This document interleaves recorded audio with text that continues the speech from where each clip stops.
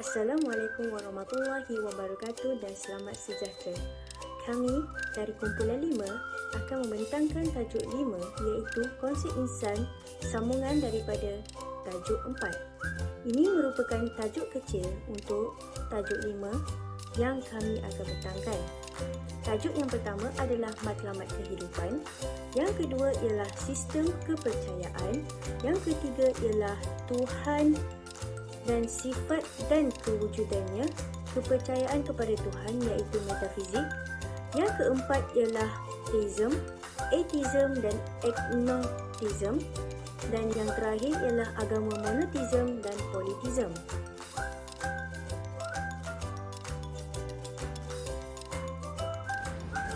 Saya akan memulakan pembentangan dengan tajuk matlamat kehidupan menurut daripada ayat Al-Quran di atas, dan aku tidaklah menciptakan jin dan manusia melainkan supaya mereka beribadah kepadaku. Surah Al-Dariyat ayat 56. Ayat tersebut menghuraikan dengan lebih terperinci bagaimanakah hakikat ibadat dalam Islam dan bagaimana mengimplikasikan ibadah tersebut dalam kehidupan seorang Muslim. Namun, ibadah tidak terhad kepada aspek ritual semata-mata, bahkan merangkumi seluruh aspek.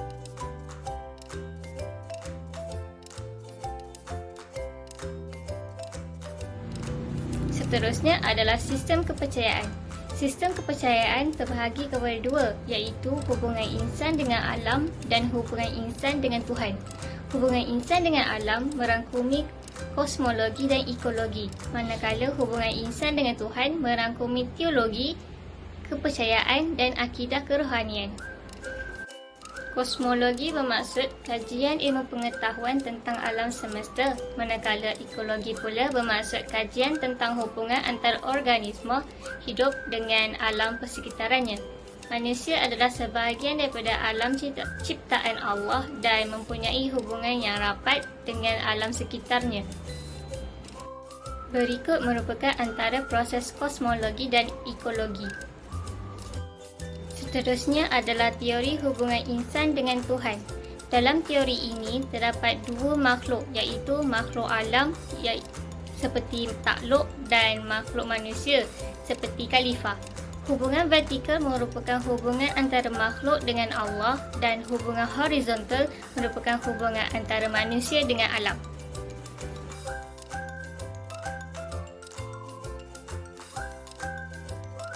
Seterusnya adalah tajuk metafizik. Metafizik terbahagi kepada dua bahagian, iaitu dalam falsafah dan agama. Dalam falsafah merupakan mengkaji fenomena alam di peringkat paling abstrak, sebagai contoh substance, matter dan form. Bagi dalam agama pula, mengkaji fenomena yang tidak boleh disahkan melalui ide ria, tetapi melalui cara lain seperti wahyu. Sebagai contoh, kewujudan Tuhan, hidup selepas mati, serta syurga dan neraka. Bagi definisi metafizik ini, meta bermaksud melampaui atau melebihi batasan. Fizik pula merujuk kepada perkara ataupun alam yang bersifat material ataupun fizikal. Etimologi merujuk kepada sesuatu yang melampaui sempadan ataupun batasan fizikal. Menurut Profesor Madya Dr. Amran Muhammad, kajian metafizik itu merupakan kajian peringkat kedua ataupun second order study or second order thinking, di mana first order itu merujuk kepada alam fizikal.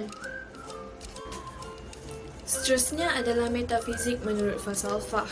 Menurut Aristotle, metafizik adalah satu kajian di peringkat paling abstrak atau paling umum mengenai sesuatu perkara atau sesuatu fenomena yang berkaitan dengan alam. Seperti contoh, fikiran tentang sesuatu objek seperti kerusi. Yang tinggal menurut Aristotle adalah substance yang tidak mempunyai kualiti-kualiti khusus.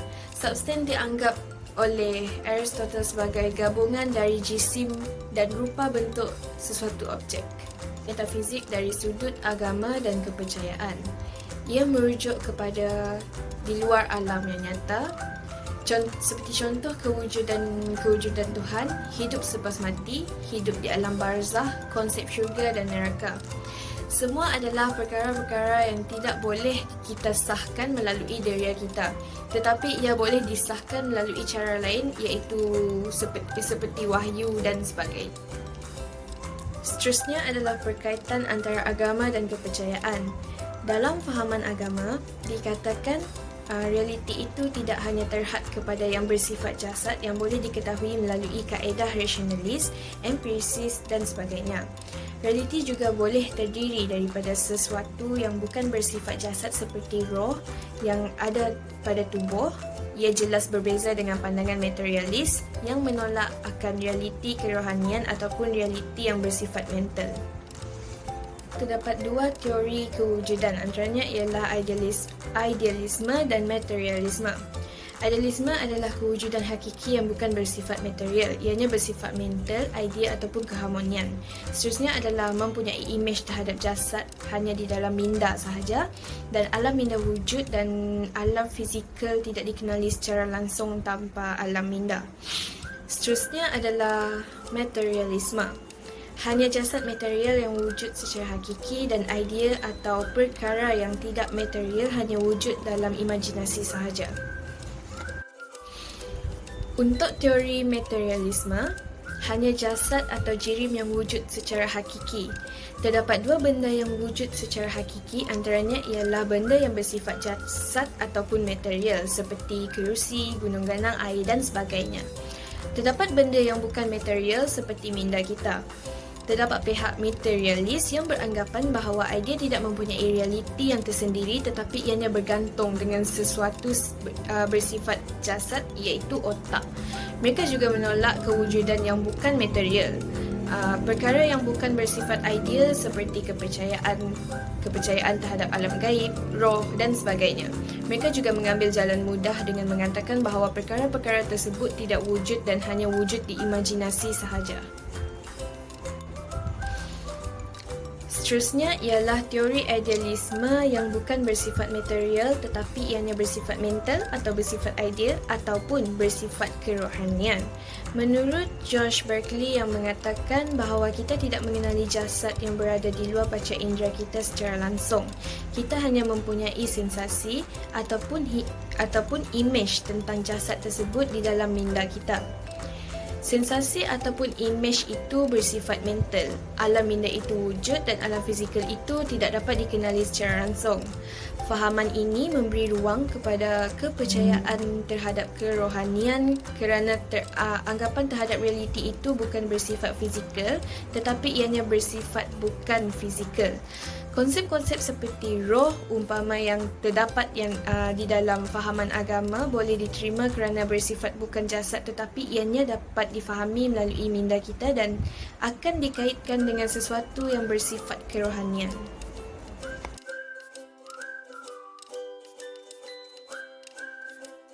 Seterusnya ialah tisme, etisme dan ignotisme. Dalam metafizik keagamaan merangkumi vertikal dan horizontal. Vertikal ialah aliran tisme, etisme dan ignotisme, manakala horizontal ialah aliran determinisme, mekanisme dan realisme. Etisme berasal daripada perkataan Yunani iaitu atheos yang bermaksud tanpa Tuhan. Aliran ini tidak percaya atau kurang percaya tentang kewujudan Tuhan ataupun Tuhan-Tuhan. Gnostik pula bermaksud daripada dua perkataan Greek iaitu A dan Nestos. A bermaksud tidak dan Nestos bermaksud tahu. Fahaman ini berpandangan bahawa manusia ni tak boleh mengetahui adanya Tuhan ataupun fahaman manusia terhadap Tuhan terlalu terhad. Aliran etisme dan ignotisme lebih kurang sama tetapi mereka mempunyai perbandingan iaitu etisme mempercayai bahawa Tuhan tidak wujud manakala ignotisme pula tidak tahu sama ada Tuhan itu wujud ataupun tidak. Bagi golongan etisme, mereka percaya kehidupan akan berakhir setelah meninggal, manakala ignotisme pula percaya bahawa setiap apa yang dilakukan di dunia akan mendapat keadilan selepas meninggal. Bagi golongan etisme, mereka berteraskan kepercayaan, manakala ignotisme mereka berteraskan ilmu pengetahuan tentang sesuatu keagamaan. Perkataan tisme berasal daripada perkataan Yunani iaitu theos atau theoi yang bermaksud Tuhan. Aliran ini mempercayai bahawa Tuhan merupakan pencipta dan pengurus alam ini. Bagi mereka, segala apa yang ada di alam ini adalah disebabkan wujudnya Tuhan. Tisme terbagi kepada dua aliran iaitu monotisme dan politisme. Daripada aliran tisme, terdapat beberapa jenis tisme iaitu tauhid, syirik, pentisme dan penitisme, monotisme dan disme. Akhirnya, ini merupakan tajuk akhir untuk bab 5, iaitu agama, monotism dan politism yang merupakan aliran dari teism. Ini adalah maksud monotism. Monotism adalah kepercayaan yang berpendapat bahawa hanya ada satu Tuhan yang esa dan berkuasa penuh atas segalanya. Dalam buku Filsafat Agama tahun 2018 oleh Kasno, monotism terbahagi kepada 4 jenis maksud. Yang pertama, monotism praktis, iaitu kepercayaan terhadap satu Tuhan yang dipuja tetapi tidak mengingkari keberadaan dewa-dewa. Yang kedua adalah monotism spekulatif, iaitu kepercayaan yang meyakini adanya satu Tuhan yang awalnya terdiri dari dewa-dewa lain, yang kemudian menyatu hingga hanya tersisa satu. Yang ketiga adalah monotism teoritis, iaitu kepercayaan bahawa Tuhan itu esa dalam teori tetapi dalam praktiknya hanya mempercayai Tuhan yang jumlahnya lebih dari satu. Dan yang terakhir adalah monotism murni, iaitu faham bahawa Tuhan itu esa atau tunggal dari segi jumlah, sifat dalam teori, praktik, pemikiran dan penghayatan. Agama yang termasuk dalam monotism adalah Yahudi, Kristian dan Islam. Seterusnya, ini merupakan maksud politism. Politism berasal dari bahasa Yunani, iaitu poli bermaksud banyak dan theos bermaksud Tuhan. Fahaman ini dipegang oleh sebahagian agama yang mengatakan bahawa Tuhan itu adalah lebih dari satu. Politism adalah kepercayaan pada dewa-dewa. Selain itu, kebanyakan agama menerima politism, dewa dan dewi yang berlainan merupakan representasi prinsip-prinsip leluhur atau kekuatan alam. Konsep ini mempunyai kaitan dengan banyak dewa yang dihubungkan dengan fenomena alam. Para dewa dianggap sebagai manifestasi kekuatan alam. Akhir sekali, konsep ketuhanan dalam agama Hindu dibahas dalam Sadha yang mengkaji keberadaan Tuhan yang jelas. Contoh agama politism ialah Hindu, Kristian melalui konsep Trinity, Buddha dan lain-lain. Seterusnya, ini merupakan sistem metafizik berkaitan alam. Ia terbahagi kepada 3. Yang pertama ialah realism, yang bermaksud aliran yang mengatakan bahawa objek-objek pengetahuan yang diketahui adalah nyata dalam dirinya sendiri. Yang kedua ialah mekanism, yang bermaksud kepercayaan bahawa keseluruhan semula jadi, terutamanya benda hidup, sama dengan mesin atau artefak yang rumit, terdiri daripada bahagian yang kurang dengan mana-mana hubungan intrinsik kepada satu sama lain. Dan akhir sekali ialah determinism yang mempunyai 2 maksud, iaitu determinism ialah aliran yang mengajarkan bahawa kemahuan manusia tidak bebas dalam mengambil keputusan yang penting. Dan maksud yang kedua ialah indeterminism, iaitu aliran yang berpendirian bahawa kemahuan manusia itu bebas dari erti seluas-luasnya. Kesimpulan bagi keseluruhan tajuk ini ialah metafizik adalah suatu bidang ilmu yang jauh menjangkau alam fizikal atau kebendaan. Selain itu, metafizik bersifat spekulatif dan memberi fokus kepada perkaitan sebab dan akibat. Seterusnya, soalan yang ditimbul dari metafizik sukar untuk dirungkai walaupun dengan eksperimen dan kajian saintifik. Akhir sekali, dalam pembentangan ini, kita dapat mempelajari beberapa jenis agama dan kepercayaan dan juga dapat mengetahui bagaimana agama lain mempercayai Tuhan dan dewa-dewa mereka.